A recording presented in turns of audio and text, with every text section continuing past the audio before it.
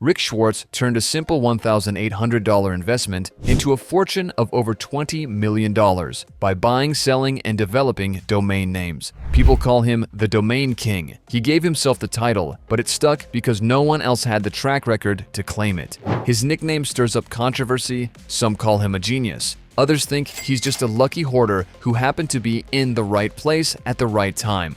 But no matter what you think of him, one thing is undeniable. The man cracked the code to making millions online, and he did it using nothing but a sharp understanding of human behavior and a laptop. So, how exactly did he do it? Did he just get lucky? Or is there a way for anyone to follow his strategy and build a digital empire of their own? The answer might shock you.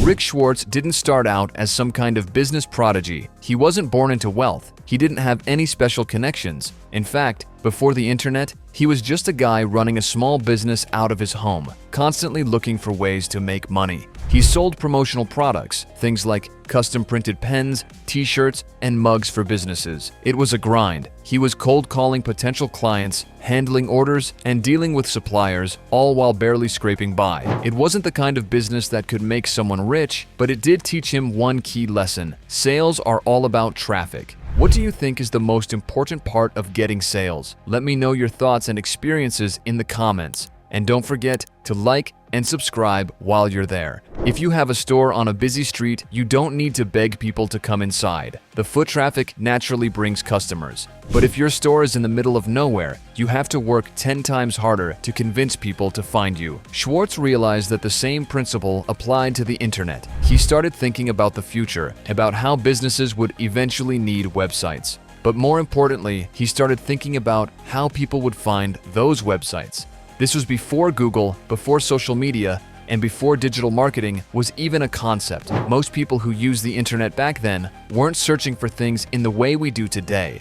They weren't clicking on ads or following algorithms. Instead, they were typing in web addresses directly, guessing what a website might be called. If someone wanted to find cars, they might type in cars.com. If they wanted business advice, they might type business.com. There were no distractions, no complicated search results, just the most obvious, straightforward names. Schwartz saw this pattern and realized something groundbreaking. If he owned the names that people were naturally typing into their browsers, he wouldn't have to spend a single dollar on advertising. The traffic would come to him completely free, and if businesses wanted that traffic, they would have to pay him for it. But he wasn't the only person who could have figured this out. So why didn't anyone else see what he saw? At the time, most people thought domain names were just addresses, not assets. Even huge corporations ignored them. McDonald's didn't own McDonald's.com. Pepsi didn't own Pepsi.com. If you told a CEO in the mid-90s that a simple web address could one day be worth millions, they would have laughed in your face. But Schwartz was different. He started buying domain names based on their built-in traffic potential. He wasn't thinking about branding or company names. He was thinking about what people would naturally type without being told. He focused almost entirely on .com domains because he believed, and still believes to this day, that .com is the default setting in human psychology. If someone hears a brand name, they assume the website ends in .com. Anything else just confuses people. One of his biggest early purchases was porno.com. He paid $42,000 for it, an amount that seemed absurd at the time. People thought he was crazy. But within a few weeks, the domain had already paid for itself through advertising revenue alone. Years later, he sold it for $8.8 million. Schwartz didn't just sell domain names, he rented them out. He saw domains like real estate. If he owned a valuable domain with built-in traffic, he could lease it to companies that wanted access to that audience. Instead of selling his domains for quick cash, he often held onto them, making money every single day from businesses that needed that digital real estate. That's why his best deals weren't always the ones that made headlines. He once sold escore.com for $100,000. That money didn't go into stocks or a fancy car. He used it to buy a condo for his mother. This was how he operated, turning digital assets into real-world wealth over and over again. But even with all this success, there was one thing that made Schwartz different from every other investor. He refused to sell his domains too early. And that's where his biggest victories and his biggest controversies came from.